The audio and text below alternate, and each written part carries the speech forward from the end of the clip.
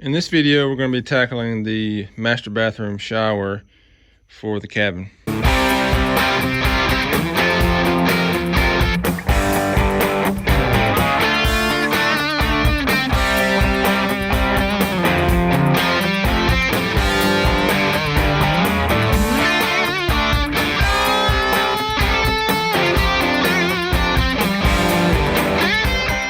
So I'm about to start framing out the walls and stuff. I'm working by this shop light because it's nighttime. But right now I gotta do this wall, and I meant to do it before and I kept forgetting, and then they come and did the spray foam and got to looking at this and remembered we didn't do that. Put the studs in there. So I gotta cut some of this foam out, put my studs in. I got a can of spray foam to reseal it back up. But for right now, I'm going to start with this wall over here, get it laid out. I'm going to come out 5 inches past my shower. And anyway, y'all see. Let's get started. Here you walk by the vanity, you got plenty of room to get in. So 5 inches seems fine. So I'm about to build my channel right here first, get that set. So I'm going to build my channel off of there and come off of that with my wall. I'm about to cut my top and bottom plate so I can go over here and frame it out and stand it up here, see what it looks like. 39 is how long I'm going to cut my top and bottom plates. This is the saw I'm going to be using. It's a Bauer 10-inch sliding miter saw. I have a video on this if you want to go check that out. I'm going to be moving the light, spinning the light back and forth around and moving out here to the porch also where I'm going to cut. I have the stand, which is also in the video. So I'm doing the layout first on the wall, marking it up and setting out my studs before I nail it. I'll do my channel first before I nail that, but I'm trying to figure out my layout. 16-inch on center standard, that would put my stud right in the middle where my shower valve needs to go. So, and I think like your standard mowing shower valve, like the one I want, is like 4.5 inches in width. I'm probably gonna do 11 on center because getting my having room to do my crimp on there. So for example, here's my drop ear. So let's just say the center of it is 16 on the valve. That's 2.5 inches this way, or give or take. So let's just say 14.5 roughly. And depending on which one I get, I may have to put the adapter that has the crimp end on it. So just say somewhere right there it ends up being 12.5. But if I put it 11 on center, the edge of my board will be 11 3/4. That'll give me just enough room to crimp into my pecs on there and have a little space in there for my stud. So obviously I have to come out of the floor on this side of the stud, drill a hole through, put my pecs through, crimp onto my valve, crimp onto the pecs that goes through the floor that way. Now this side, 11-inch on center will be 22 inches. That'll be plenty of room here. I can probably come up on this side of that stud, no problem. So I got my layout. I know that's a lot of studs in one area, but obviously got my ends on my wall. This one has to be 34 3/4 on center for my shower to fasten to on the flange of the shower. And like I said, I had to move this one off center so I could put my valve in there. So it's 11.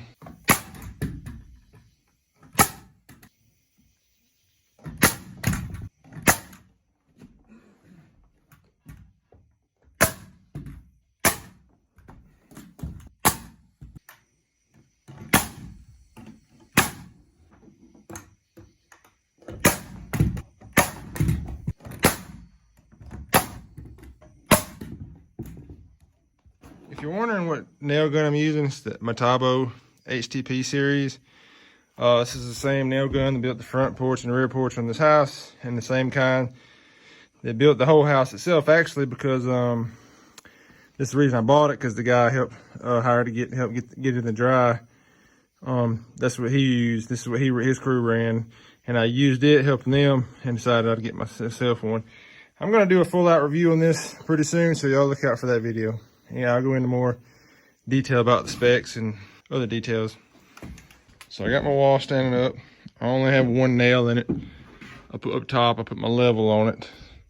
Make sure it's level, got it where I want it at the bottom. Put my level on it, popped the nail there just to hold it. Put my square in there to check the square. Also did the 3, 4, 5 rule, you know, 3 inches, 4 inches. It should be 5 across the square. It's good. Top and bottom. Top right here needs to come out a little bit, but I'm gonna fasten the bottom to the floor. And then after I put my top plate, so cause I got a notch out right there, that top plate, to put my top plate over there and nail it to that wall to fasten the walls together. And that should be touching the bottom of that truss. And what I can do is pull over just a little bit here to get it level and square. And then just pop a nail through the truss into the wall. As you can see, I mean, it's barely just enough. I want to be able to, I gotta get to be able to get the pan in and out so I can put my mortar, you know, and set and level and all that stuff. So I'm going to use some screws for the bottom plate with my impact. These are 2.5 inch dick screws. I didn't really want to run, you know, it's 1.5 inches plus 3/4 on the floor. I didn't want to run a 3-inch nail with my nail gun through the floor and sticking way out under there. So I'm just going to use these, kind of clamp it down to the floor. I got some shorter ones, but they're down in the house. I forgot to bring them, so I'm just going to use these to hold the bottom. Just put a few in there and then come back with my shorter nails and just pop a couple in there too, in between. Wouldn't you know, there just happened to be a darn nail right center where I need to notch out. Obviously that side's fine. I'll just trim up to it and get this out and just have to kind of break it out from around these nails. So I got the wall all fastened down, got that notched out and nailed, and got this level. And I tried to run just from the outside, just toe nail it in and kind of was splitting the wood. So then I just took a piece of scrap block I had, laid on there, nailed it into this first, and then, you know, kept it level and then nailed through the outside into that. So that's good. I suppose I could do the same thing here, but I mean, that would probably be overkill. And it's a short wall, so that's not going nowhere. It's my little pup. If you're doing spray foam, don't forget to put all your studs in you need on the outside wall, because I could have had it up there nailed in the time it took me just to mark and cut that out. So about to put this stud in there real quick for the shower flange. So I got the stud in. If you're seeing that and you're wondering why I did that, there's one screw where they did the vinyl side and it's sticking through just a little bit, so the stud wouldn't sit flush. So I cut it off just below it, because the rest of it's fine. And it's attached to a stud, and it's just, that one's just to attach the shower flange to. So, and it doesn't go that high anyway, so it's good. We gotta put mortar down, which, you know, I'll go through that later, but just put a little piece of house wrap, set the 1 or 2 inches of mortar, you know, set my pan, get it level and let it sit. So now I'm just gonna mount this, the pieces for the shower valve. So this is the one I got. It's the Delta. As you can see there, it's the whole kit. It's the valve, everything else you need, the trim kit, you know, the handheld. My wife wanted, she likes the handheld that you can take off and wash with. I preferred just the shower part itself, so we kind of went with both. You know, hooks in there. This part, and I'll show you it to you when I get it up. This part sprays all the time, and this, it sprays, but you can pick it up off the hook and then put it back in the little horseshoe shape there. So it's like 218 bucks, man. Stuff like this has gotten ridiculous. And I'll go through, that's the model number there to see it now, but once I get it out, I'll go through it a little more. And I went with the brass. I wanted the oil, I said brass, the oil rub bronze, like brown color. So it's saying to mount it to where this is flush with the surface of your shower, you know, where the inside wall of it. And that this should be flush. The surface of your finished wall is flush with this black plastic piece here in there. So this right here will stick out that distance right there you see from the plastic to the end of this will stick out in your shower. And it said it's 2.8 inches right there, as you see, distance 1 from the stringer to the front of the black plastic is 2.8 inches. So I'm going to measure my wall here, how far the flush surface sticks back, which is basically gonna be whatever that distance right there is, how far it sticks out, and set my blocking back to where this sets flush with that. So I got my blocking mounted for that, for my drop ear and my valve. I'm gonna wait and mount the valve after I cut the hole in the side of the shower wall for it, just in case. I need to move that back slightly because instead the plastic flange should be flush or right up against the your shower wall. Like I said, that comes out about 1.25 inches from the stud. So I had to move this forward just a little bit to set it out 1.25 inches. So I'm gonna get my pan set and put my wall up there. We'll cut my hole, put my wall up there, and make sure that it doesn't need to go back flush with this stud instead of where it's at. So now this should be good already. Next up will be to set the shower pan right here. So what I got going now is I took some house wrap and I measured out how I wanted it, to some framing squares and a level and all that. Marked it out and cut it with a razor and laid it down here. Took my slap stapler, got the front edge where I want it, slapped a couple, smoothed it out, got a couple, just around the perimeter. Then I went back. This is just it's a 1/2 inch piece of plywood, but this is what the jig we made for 10 and 12 inch floor vents to cut out, to mark to cut out. I just put it up against, up against the side like that, so I could slap a staple right above it, around it. And I took my hammer and hammered them out flat so they don't stick up any. Took my razor, cut out my drain hole here. Of course, I slapped a couple around that just to hold it straight where it needs to be. So now I'm ready to put my mortar down and set my shower pan there. Put house wrap, because the wood, when you lay the mortar, the wood will soak a lot of the moisture out of the mortar, make it cure a little quick. So if you put this down, it at least cures evenly throughout. The instructions for the shower say between 1 and 2 inches of mortar, which I set the pan there and leveled it. It's level already just on the floor, so that really just get it perfectly level and give it something solid to sit on once it's cured, so it doesn't flex any. But so I'm going to try to keep it as thin as possible, considering it's already level. So I don't want to get over the thickness of the 2x, which is, it's 1.5 inches. If I just get a good smooth layer there, mortar, get it set down, get it leveled out, be good to go. Then we can proceed with the rest of the shower once it's cured.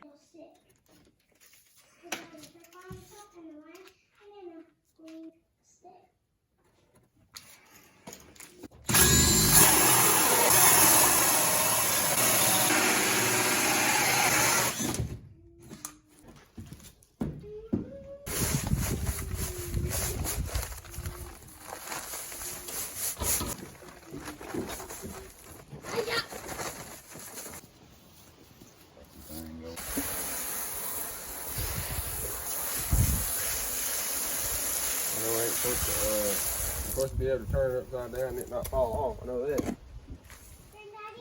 What, baby? Okay, you want... Hang on, CT. Let me get it all mixed in with it. I ain't putting no...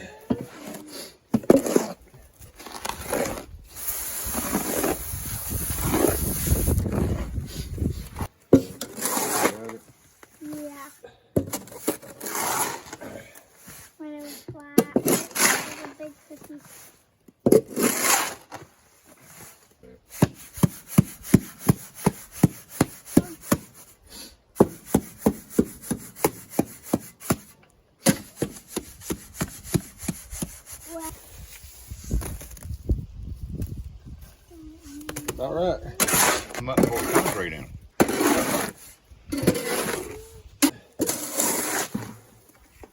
It looks like a heart right there.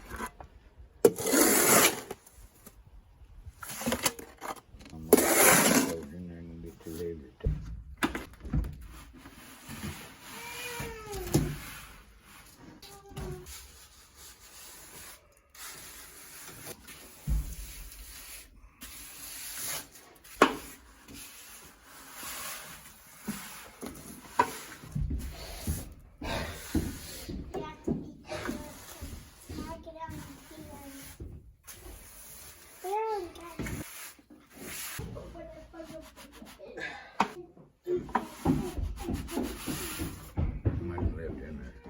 Dump it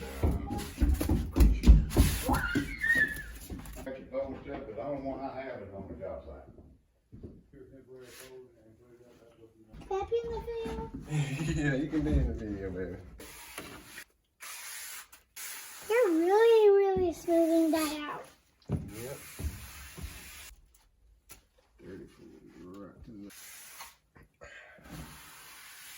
Why do you have to shake that out? You gotta smooth it because we're gonna set the pan, shower pan in here.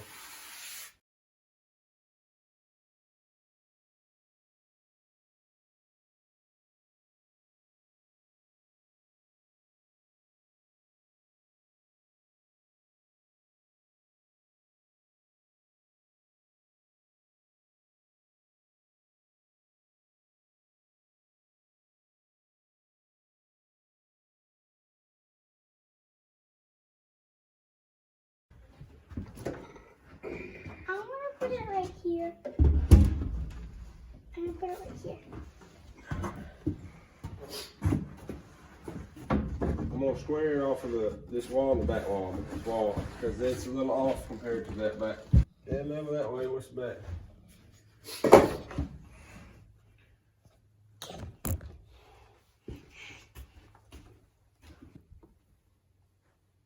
Right there.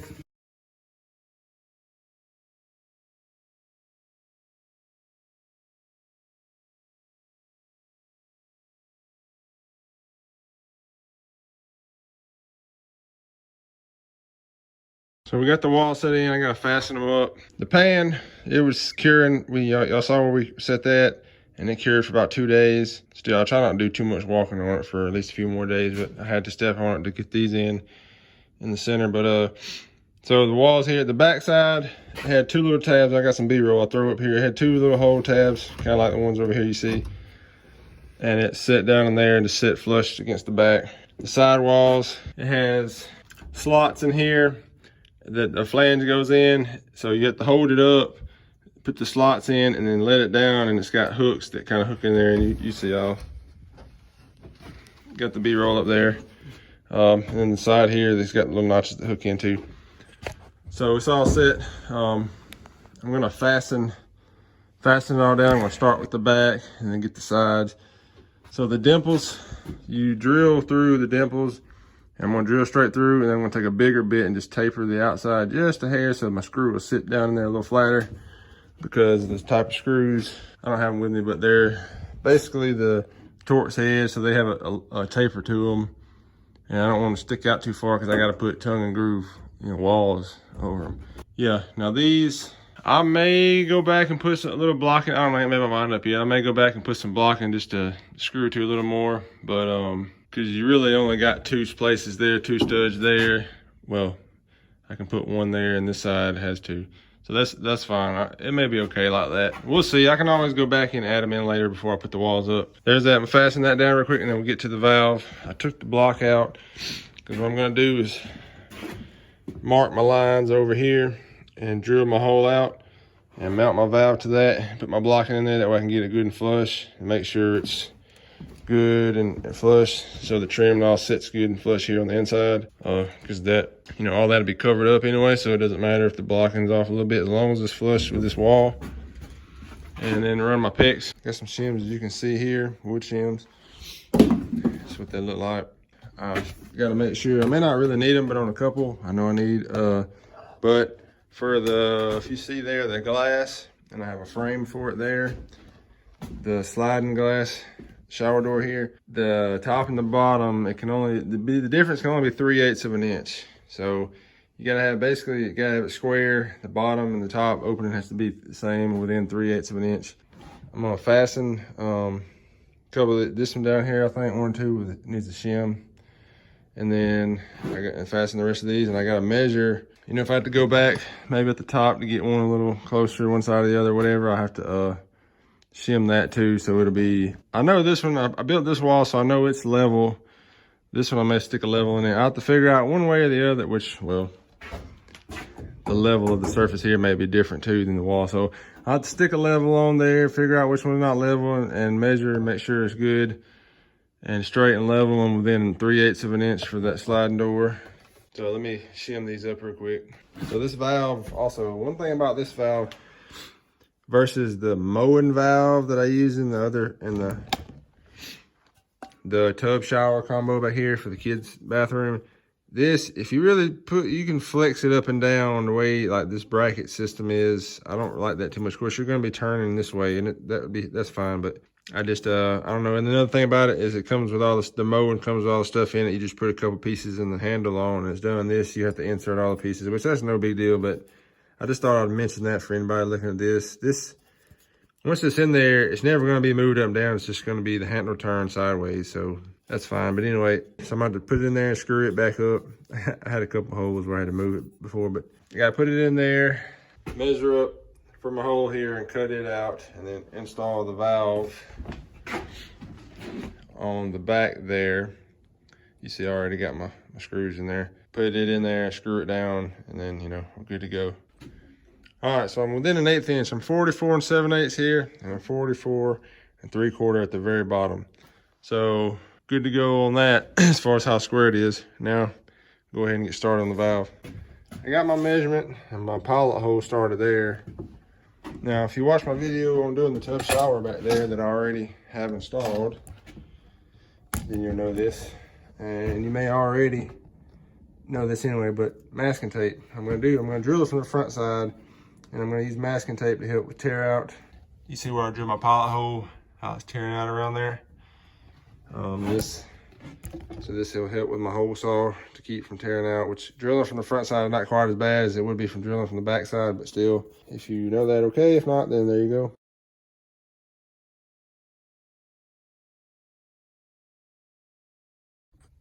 There's my hole. Nice and clean. It's on the back side there. So what I did, I marked to the center of the drain pan, and because I didn't think about how far around this came. So when you look at it, it's in the center, like it's lined up in the center of the drain hole. It's just like with this line here, it's not in the center of it doesn't look like it's in the center of the wall, even though it really is.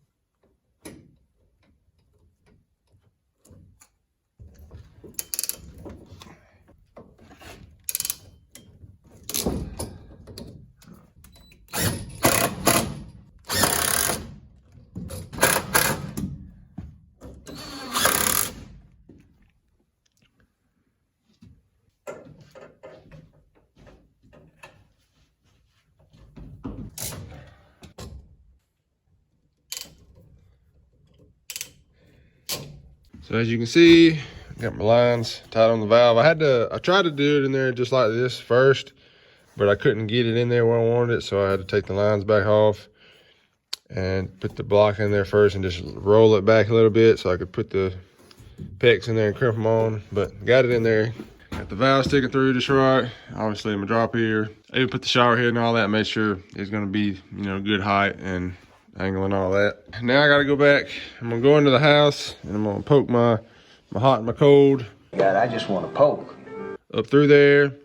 So I can come up here and put my 90s on and crimp them on, and then I'm gonna tie them in with the T's down to the main lines under the house.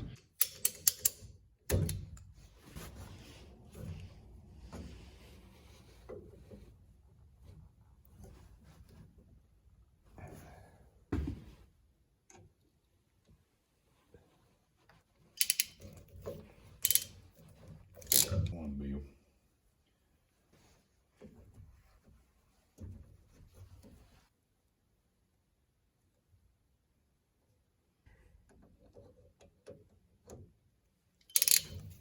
You get it.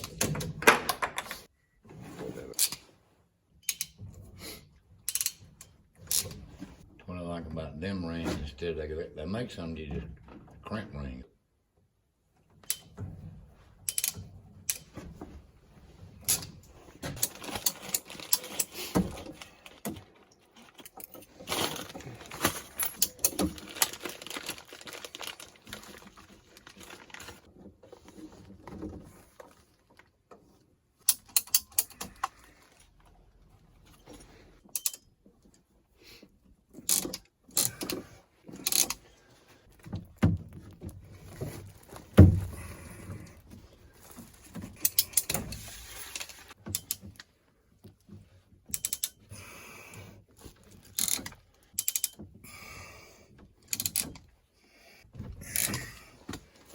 So we got our piping in, as you just saw, into the house also. And that bugs me how it bows back down, but I had it bent up straight, the short piece there, and while we were under there hooking the bottom up, it slowly kind of took back to where it was at, so it's kind of angled down. But that's the beautiful thing about picks. It don't really matter as long as it don't leak, so it ain't too awful bad anyway. Funny story for y'all. So you gotta put the guts in here first, and didn't think about it. We cut the water off to tie into the main line under there, and didn't think about it. We cut the water back on, come in here and just spraying water out. So anyway, I gotta put the guts in there real quick. So if you see, that's a diagram of all the parts and how they go. Looks like all my parts are here. The problem is I'm missing a test cap, which it never had in the first place, which is the reason why the water is spewing out, because I didn't have one to put in there. But it says to remove bonnet, which is still on there. I got to get it off. It's just a little ring and the test cap. Remove the bonnet and the test cap, which it didn't have. So then it starts giving me instructions on the valves.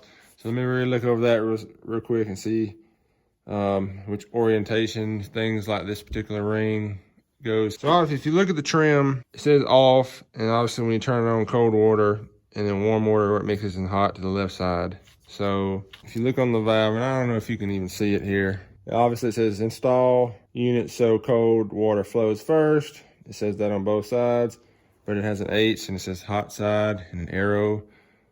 So I'm assuming, obviously, if that's the hot side, common sense will tell you that's the cold side. So it's gonna go in there like that. So then when you cut the water on, it's cold first and then hot to the left. It does mention that the plumber's grease will help in the aid of the O-rings here. I don't have any plumber's grease, so what I'm gonna do, I'm just gonna wet the O-rings. Let Hawk to and spit on that thing. So they slide in there a little better and they don't risk tearing it when it goes into the housing there. So there's notches on the side of that housing that these go into. As you can see, these notches on each side, it's just make sure they lock into those.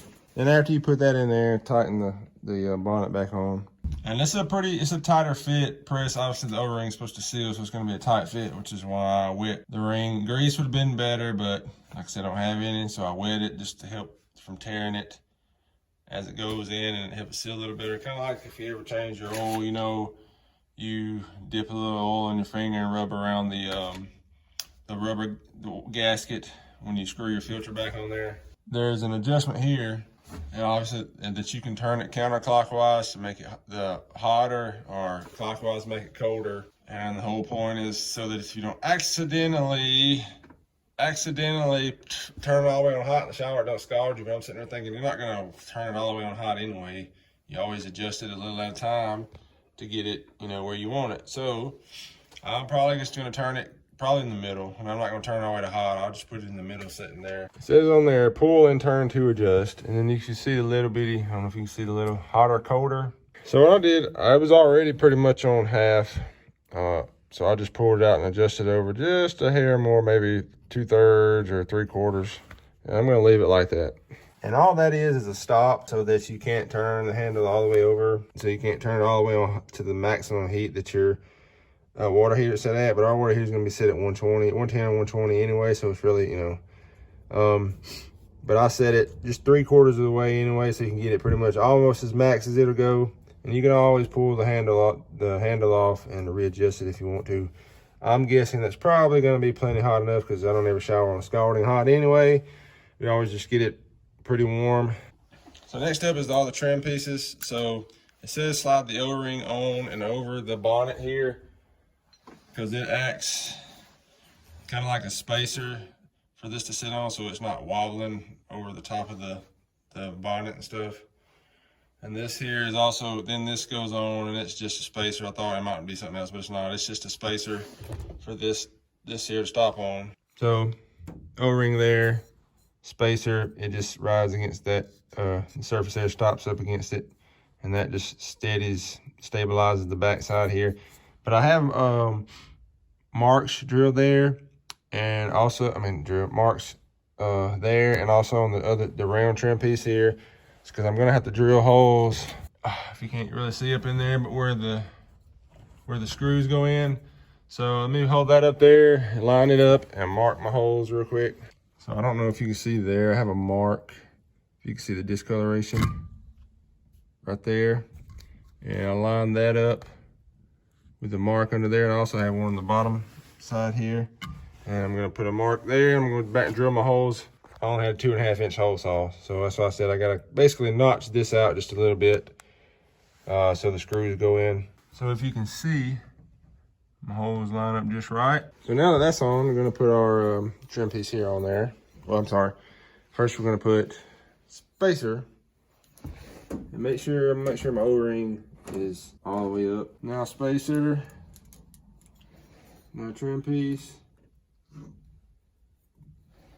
And then it rides up against the spacer. Of course, your O-ring's gonna roll with this as it goes on. So it's at the back of it, right just behind the shower wall. So now we're gonna put our big trim piece.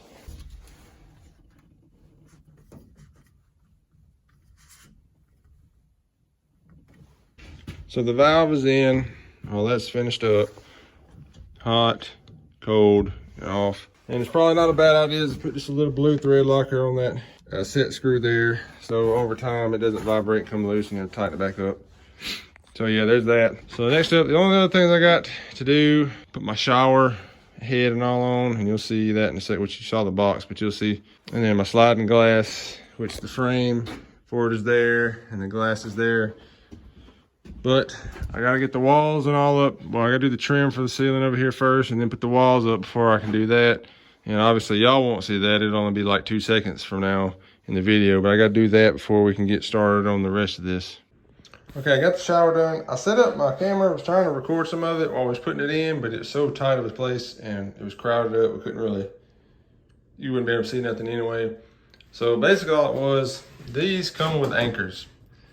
And so what you do is you hold your pieces up here on the side, you mark your holes, and then you drill into the tub, and then you put your anchors in there, and then has these bumpers, and you screw through those into that, top and bottom, and then on each side.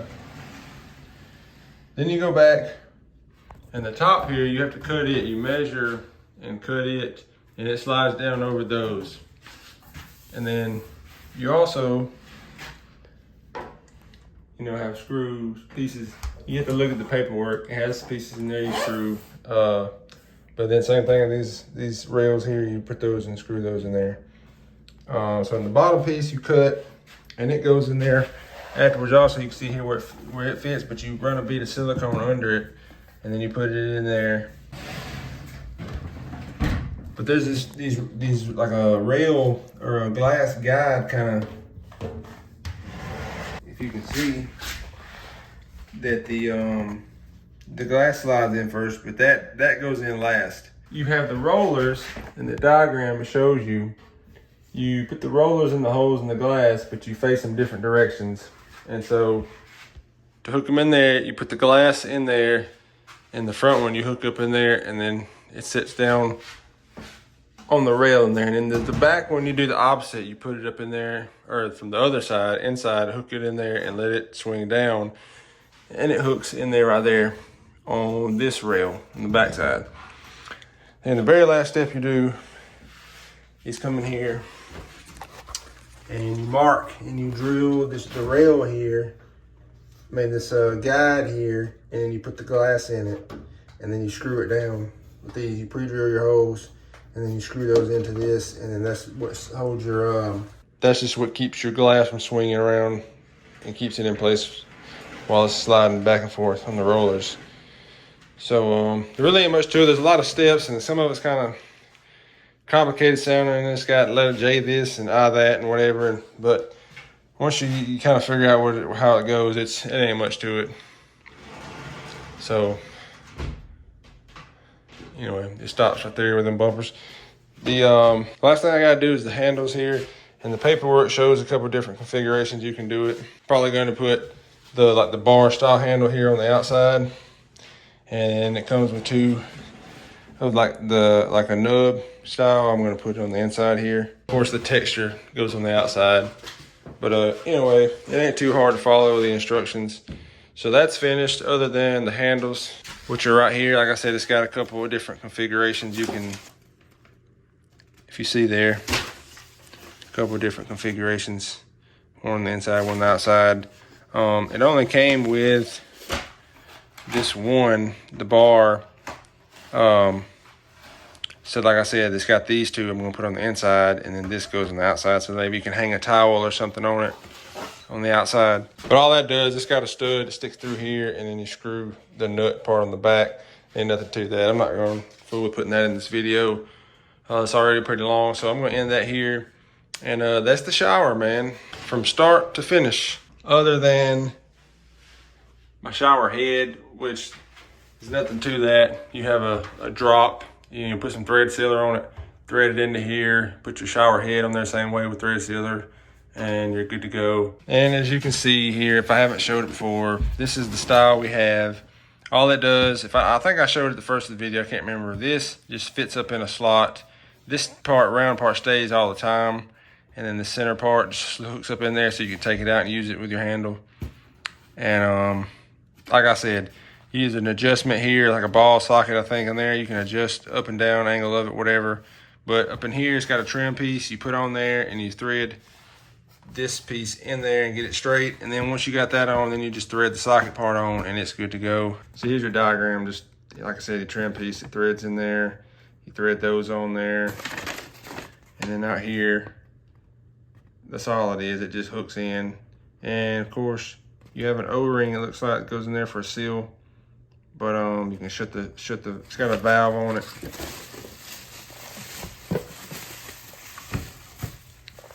Like right here, you can shut off. And then also this piece, once it's on there, snugged on there, you can loosen this part to adjust it and then tighten it down.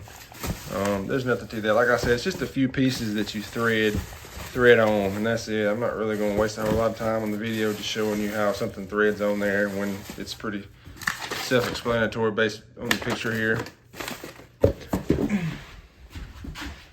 And then I have these trim pieces, these corner trim pieces here cut out. But I'm waiting until I get my flooring on to put those on the corner right here and put some urethane on that once the floor is down. That way I don't have to cut those to do with my flooring. So yeah, I want to go ahead and get this video posted up as long, because it's just, this stuff's going to be a while. I don't want to wait till I get all the flooring done just to, you know, post video of this. So hope y'all enjoyed that one.